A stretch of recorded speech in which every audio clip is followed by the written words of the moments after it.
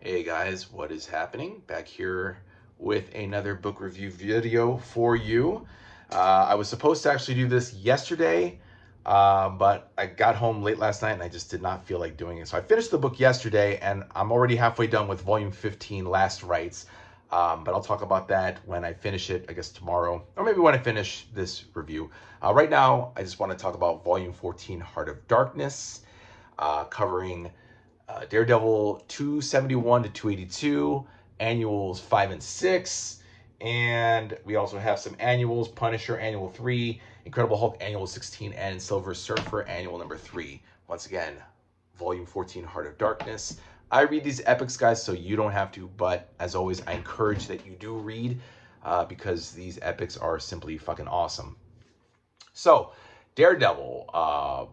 In this volume, we pretty much have Daredevil hooking up, oddly enough, with Gorgon and Karnak of the Inhumans, who are on their own mission to search for Black Bolt and Medusa's child, Uhura. Uhura. Like Uhura, the black woman from Star Trek, Uhura. But yeah, Uhura Boltagon is his name, and he's crash landed to Earth and is calling himself, not calling himself by choice, his parents, the Earth parents who found him, named him Pope, because the council weren't happy with, what was it, Medusa and Black Bolt broke some rule with the council and they sent the kid to Earth or something, or no, she gave birth to the baby on Earth. I forget what the details were, but the baby went missing, exiled to Earth. Medusa's depressed, and then Karnak and Gorgon are like, okay, let's go find this baby and bring him back to Adelon. As always, guys, I'm always getting ahead of myself. Jesus. Let's start from the beginning, okay? So we start off with Annual 5, which is Atlantis Attacks. Daredevil is somehow sucked into this story, which doesn't include Lord Gore or Lyra. I call her Lyra, the green-skinned bitch who fought Submariner. They're not actually in the story with Daredevil. It's Tyrannus, Dr. Tyrone, and Viper. Viper, actually, I think it was a continuation of Viper from the Punisher Atlantis Attacks issue, the annual, where he and Moon Knight fought against Viper. She was turning all the people into snake people. So this kind of continues that. It does continue into that. Meanwhile, Tyrannus got Spider-Man in his thrall in the Spectacular Spider-Man annual of Atlantis Attacks.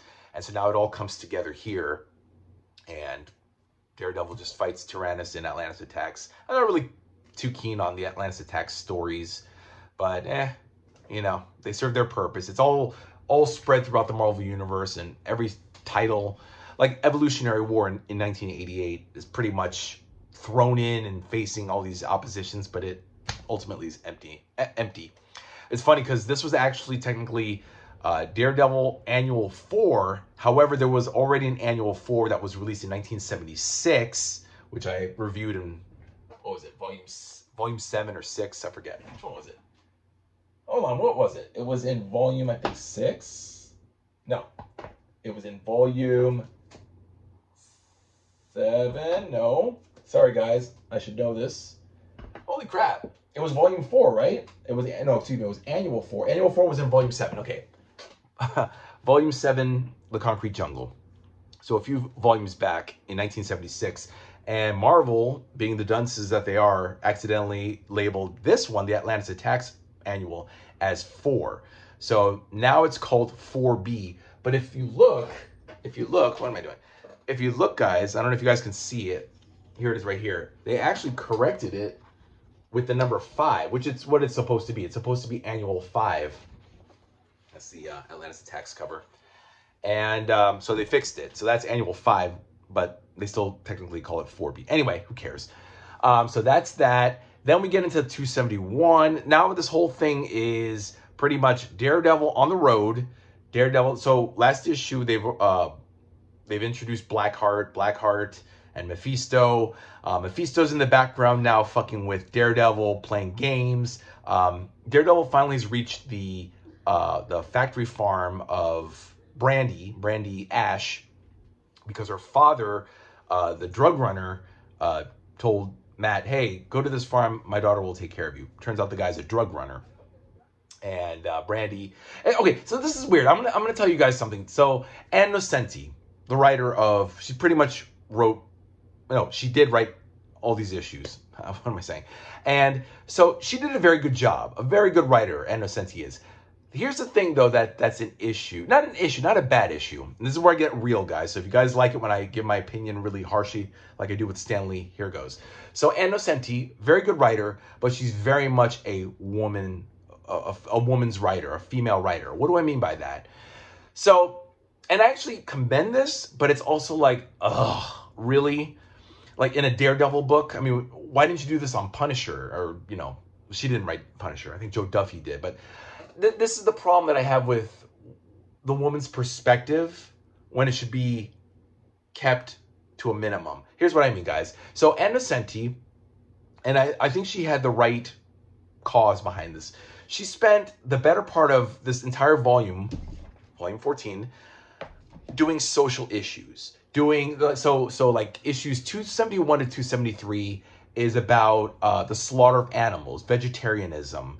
Without outright saying vegetarianism, it's basically meat is bad, killing animals is bad, so shame on you meat eaters.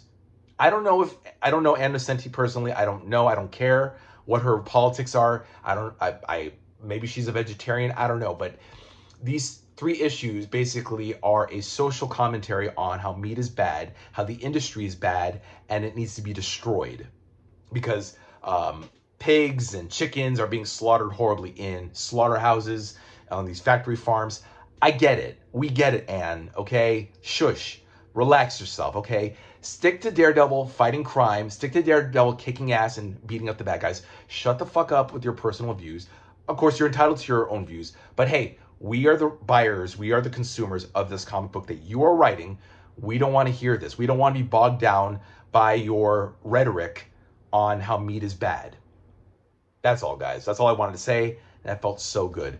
And it doesn't stop there. I mean, she does this a lot in a lot of issues, just a lot of social commentary. Currently, right now in volume 15, Last Rites, there's the whole thing about black people, black justice, how black people get on the subway train and white people move away because they feel unsafe. It is what it is in the city. And trust me, I know because I live here in New York City, you know. It is what it is. Racism is racism. And meat is bad. Meat is murder. But we need protein in our bodies to stay strong and healthy. Fucking deal with it, okay? That's it, guys. That's my rhetoric and my politics for the issue. Now, back to the story. Once you get past that, it actually turns out to be pretty good. Ann Nocenti does essentially write like a man in that. It's such a horrible thing to say. But in that she there's action. There's suspense. There's a lot of soap opera, again, because she's a female, and Nocenti writes a lot of romance between Matt and Brandy. Brandy's jealous because Matt's into this beautiful Barbie doll chick named Number 9. Number 9, it's really weird because Number 9, there's this incredibly hot blonde chick who they call like a Barbie doll, was created in a laboratory by Brandy's father. I forget his name, but he's the drug runner. Which is also serves as the factory farm where they're slaughtering pigs and chickens, but they're also manufacturing humans and genetically altering humans. So this chick, Number 9, that's her name, Number 9, is, I guess, supposed to be a subservient female, like a Stepford wife. For those of you who don't know, look up Stepford wives if you don't know what I mean. It's just basically a woman who is meant to cook and clean for the man, you know. And again, this is another commentary of Ann Nocenti towards male chauvinism, sexism, and misogyny. Okay, we get it. And I guess on the bright side, on the plus side, it's good that comic books take on a social tone, a social commentary tone like a daytime soap opera does, or an afternoon school special. So guys, I leave it up to you if you want to be bogged down by social commentary and issues. I mean, it's reality. It's stuff that we deal with every day. Women deal with, animals deal with, you know, the slaughter of animals, but animals don't deal with it. Animals don't care. They're dumb animals. Anyway, I shouldn't say that. Anyway, but that's pretty much the predominant thing with these issues. Anyway, moving on. 275, 276 are the Acts of Vengeance storyline. Daredevil takes on Ultron. Ultron number 1 through 13, which is funny because it programs itself to be a killer robot, but then it has all these voices in its head. So it's literally Daredevil fighting one Ultron with the mentality of the previous 12 Ultrons. And so cool because there's I should show you guys. Okay, I'm gonna do, you know what, Michael Cavon, if you're watching this, I shout you out because I commend you. You're so well prepared. I'm gonna take my journal and write down all these things. The next time I read a book, I'm just gonna write down things to point out, and I'm gonna show you guys. There's a huge, oh wow, look at this. I just opened the book and here we are, Ultron right here. There's a, oh, actually this is what I want to show you guys. They literally fight like on a mountain of Ultron heads. It's so bizarre and so weird. Yeah. It's like a junk pile full of Ultron heads. And this is the cover, by the way. This, I think, is 275 of Daredevil. Again, part of Acts of Vengeance. It's cool. I mean, Daredevil doesn't have a shot in hell fighting Ultron, but he somehow does. And Ultron kidnaps number 9, who is, who at the end of the story, at the end of 276, mourns the death of Ultron because she suffers from Stockholm Syndrome. I don't know, female issues. Again, Innocenti wrote this.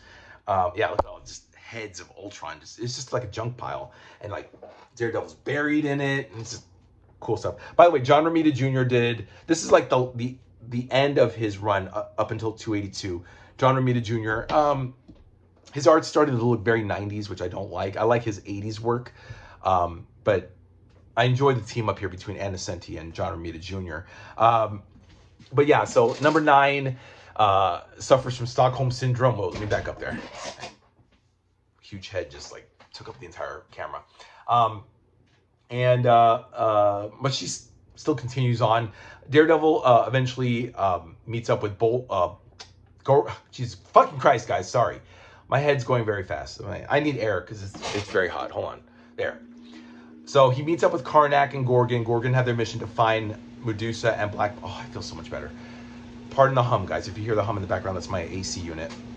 So now Black Bolt... Not Black Bolt. Gorgon and Karnak are looking for Black Bolt and Medusa's baby. Son. Now he's a boy. And he has these death eyes. Like, if he looks at something, it dies. The evil eye. So Daredevil hooks up with Black Bolt. Wow, guys. My mind is so fucked up. He hooks up with Gorgon and Karnak and hooks up with Daredevil. Daredevil hooks up with those two, and he's with Brandy and number 9. You guys with me so far? What number 9? Why couldn't they just give her a name like Wendy or Cookie or Barbie or something, you know? They literally call her number 9, I guess, from the Beatles song from Revolution 9. Anyway, guys, I hate this. I hate doing these reviews. I'm sure you guys hate watching me do this. I hate it. This is so much pressure, guys. I think after I finish Daredevil, I'm not doing these anymore. Let me know in the comments if you guys want me to continue doing these reviews or not. I hate it. I need a haircut. This has nothing to do with Daredevil. Anyway, so Mephisto, getting back to Mephisto, him and Blackheart. Blackheart, meanwhile, is actually planning to assassinate his own father, his own creator, Mephisto. And Mephisto plunges them all into hell. They all go to hell. Brandy, Daredevil, number 9, Gorgon and Karnak. They're all going to hell. Oh, and Pope. They find Pope in a town. The town wants to kill Pope. Pope is Uhura, the little boy, Medusa and Black Bolt's kid. And, of course, Daredevil and his posse, his company, outsmart Mephisto. Mephisto blasts Brandy and, like, incinerates her. It's like, you fuck. Why didn't you kill number 9? Number 9 is so fucking annoying. And that's that. And then Annual 6, they make it out of hell, and then they go their separate ways. That's the end. I mean, it shows in the next issue, 283, which is in volume 15, them going their separate ways. But we'll get to that when I finish. Probably by tomorrow. I'll probably finish because I'm already halfway done with volume 15. I've already read issues 283 to 291, guys. I just got to get through Annual 7 all the way to the end, which is 300. Anyway, and then Annual 6 is basically the Life Form storyline, which I read the first part in Punisher volume 4, All right, volume 4 or 3?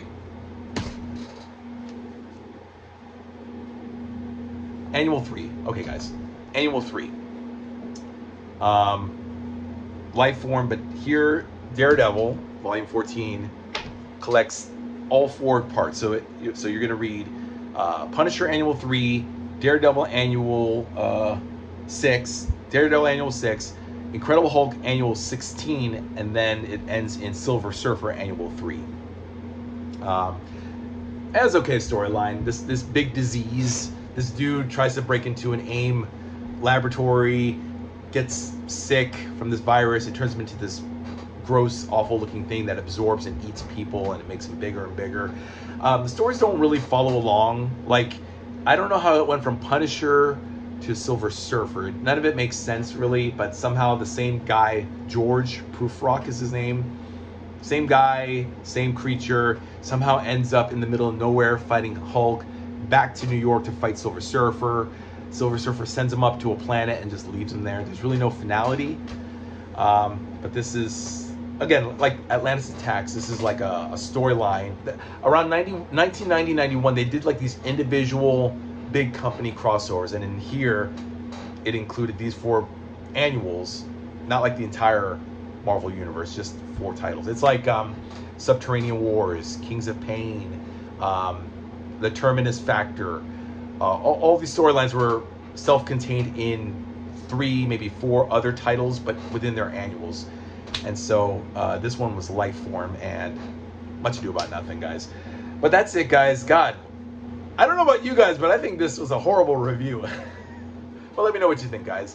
Leave your comments, your likes. If you liked it, great. I don't know, guys.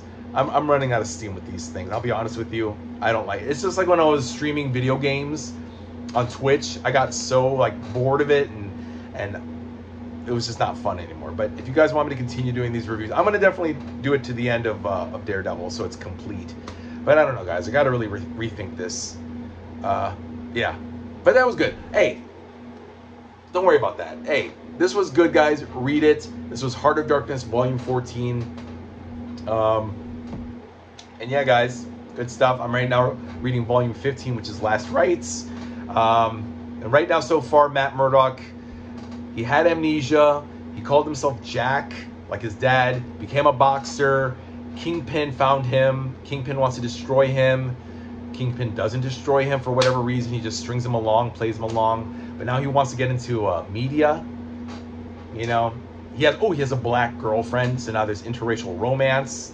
Her name is Nyla. I'll talk about this when I review Volume 15, Last Rites. But yeah, you know, guys, it is what it is. So let me know what you guys think in the comments down below. I'm gonna play some video games and then go to sleep later, guys. Have a good one, guys. I'll see you next time. Bye-bye.